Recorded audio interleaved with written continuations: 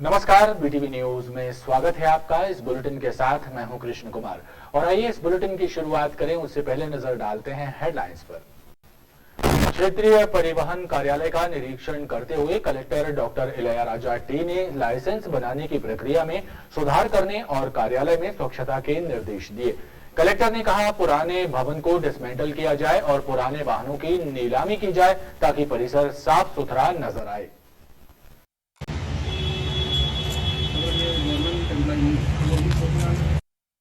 RTO office में निरीक्षण करने पहुंचे कलेक्टर डॉक्टर इलैयाराजा टी ने वाहन लाइसेंस के नवीनीकरण की प्रक्रिया देखकर आवश्यक दिशा निर्देश दिए। इसके साथ ही कलेक्टर ने यहां की अन्य व्यवस्थाओं को देखकर परिसर में स्वच्छता के उपाय करने को कहा। कलेक्टर ने आरटीओ परिसर में पुराने भवनों को डिसमेंटल की कार्रवाई करने के साथ पुराने वाहनों की नीलामी के निर्देश भी दिए।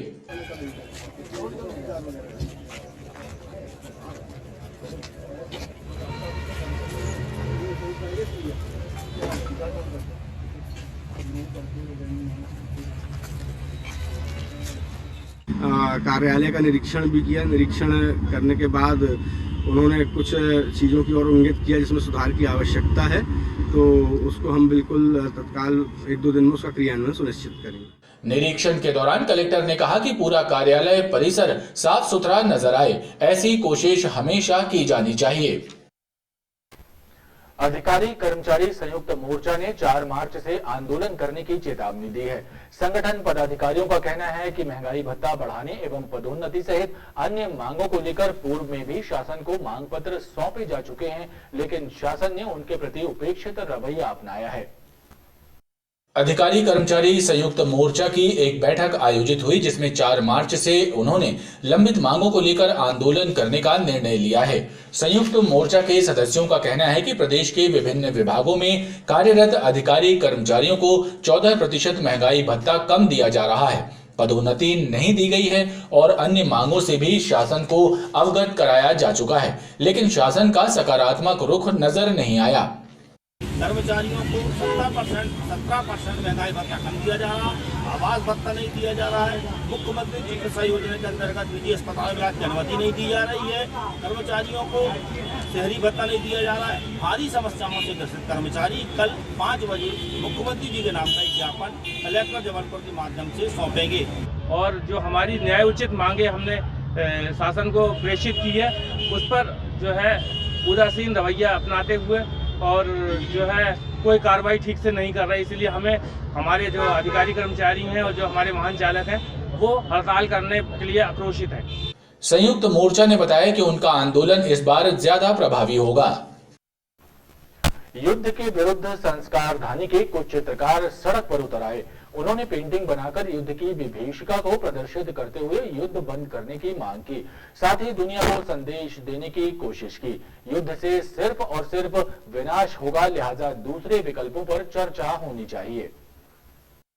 संस्कारधानी के कुछ चित्रकारों ने मालवीय चौक पर पेंटिंग बनाकर रूस और यूक्रेन के बीच चल रहे युद्ध के विरुद्ध आवाज उठाई। चित्रकारों ने कहा, ये युद्ध मानव जाति के खिलाफ चल रही जंग है, इसे बंद होना चाहिए। युद्ध से सिर्फ और सिर्फ विनाश ही मिलता है, इस युद्ध से भी मानवता आहत हो रही है। युद्ध की विभीषिका झेल रहे लोग कराह रहे हैं।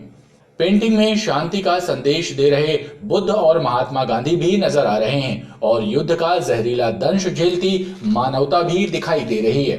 मनुष्यता तार-तार हो रही है, हमारे बीच का संवेदनशीलता खत्म हो रही है, हम युद्ध के उन्माद में भी घिरे हुए हैं। मुझे बड़ा आश्चर्य है कि हमें भी लगातार टीवी पर ये युद्ध के कहानी सुन रहे हैं और हमें युद्ध को बताया जा रहा है कि ये महायुद्ध है।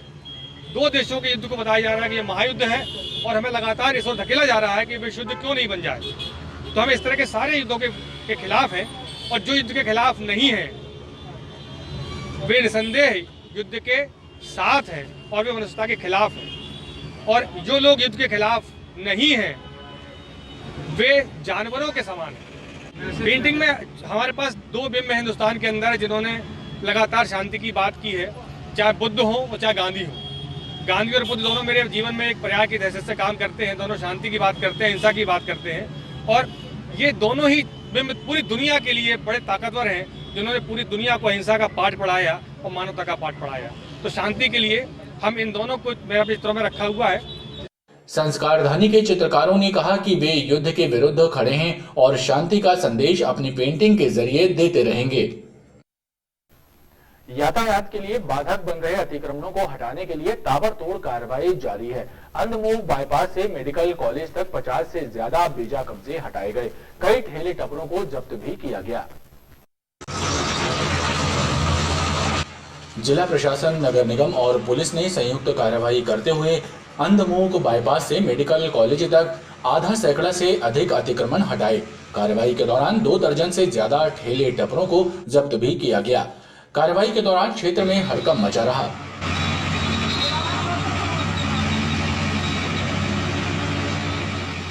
अधिकारियों ने कहा कि यातायात व्यवस्था के लिए चुनौती बन रहे प्रत्येक बेजा कब्जे को हटाया जाएगा। ये कार्रवाई लगातार जारी रहेगी।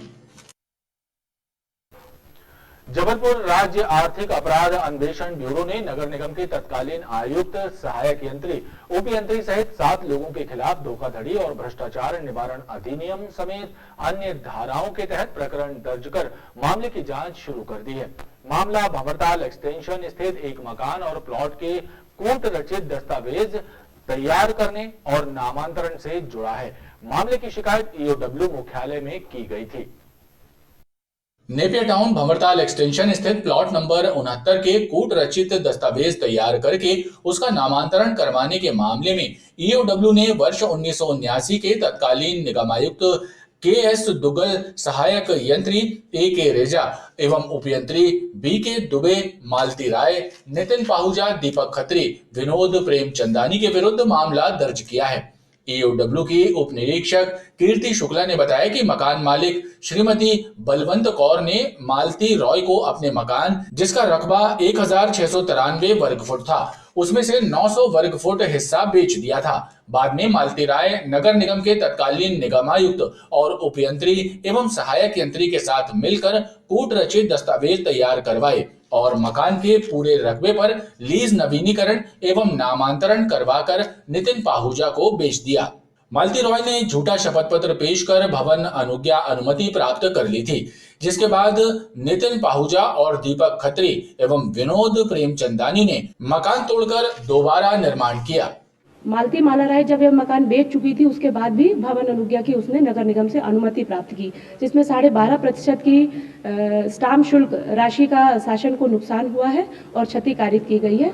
अपराध सिद्ध पाया जाने से मालती माला राय, दीपक खत्री, नितिन पहुजा और विनोद प्रेमचंदानी एवं नगर निगम के तत्कालीन अधिकारियों के विरुद्ध अपराध धारा सदर का पंजीबद्ध किया गया है। ईओडब्ल्यू ने 7 आरोपियों के खिलाफ मामला दर्ज कर कार्रवाई शुरू कर दी है।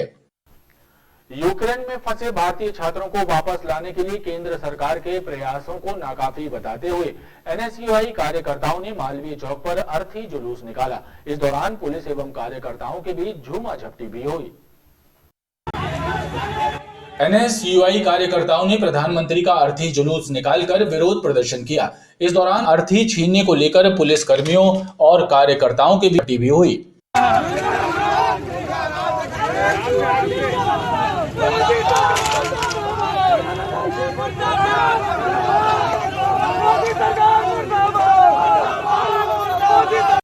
एनएसयूआई कार्यकर्ताओं ने यूक्रेन में फंसे भारतीय छात्रों को भारत वापस लाने के लिए किए जा रहे प्रयासों को नाकाफी बताया और केंद्र सरकार द्वारा बताई जा रही उपलब्धियों को भी छलावा बताया है। परंतु सच्चाई ये है कि वो छात्र आज भी फंसे हैं, कई छात्र लापता हैं और कई के छात्रों के फ़ोन बंद बता रहे हैं। परिजन बहुत दुखी हैं और परेशान हैं, जिसको देखते हुए हम मोदी सरकार से ये जवाब मांगते हैं कि उनके लिए एक सुरक्षित स्थान में दिया जाए और इस पर किया जाए कि वो कब तक वापस आएंगे अपने वतन। इस दौरान एनएसयूआई कार्यकर्ताओं ने जमकर नारेबाजी भी की। बंद करो, बंद करो, बंद करो। मोदी सरकार मुर्दाबाद, मुर्दाबाद, मुर्दाबाद। मोदी सरकार मुर्दाबाद, मुर्दाबाद, मुर्दाबाद।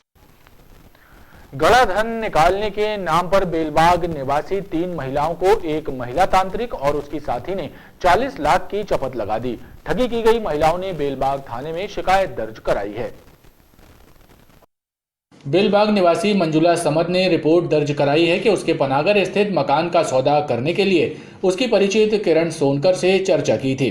जनवरी 2021 में किरण अपने साथ कमला सोनकर को लेकर आई और मकान दिखाने की बात की।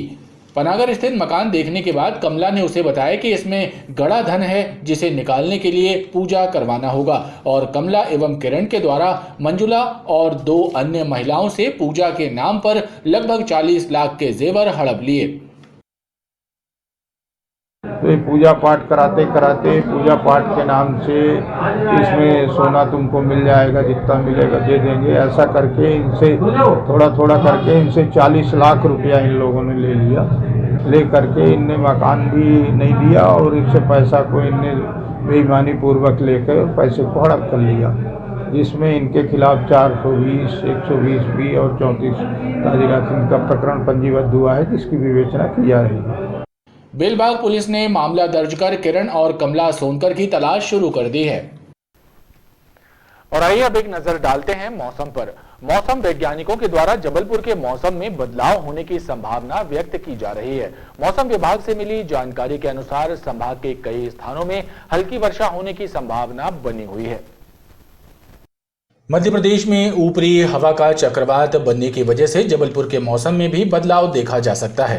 मौसम वैज्ञानिकों ने बताया कि जबलपुर संभाग में हल्की बारिश होने की संभावना बनी हुई है, जबकि प्रदेश के कुछ इलाकों में गरज चमक के साथ बारिश होगी। मौसमविदों ने बताया कि अधिकतम तापमान 30.1 डिग्री सेल्सियस दर्ज किया गया, जो सामान्य से 1 डिग्री कम रहा। वहीं न्यूनतम तापमान 15.6 डिग्री सेल्सियस दर्ज किया गया है। खबरों का ये क्रम लगातार जारी है, आप देखते रहिए BTV न्यूज।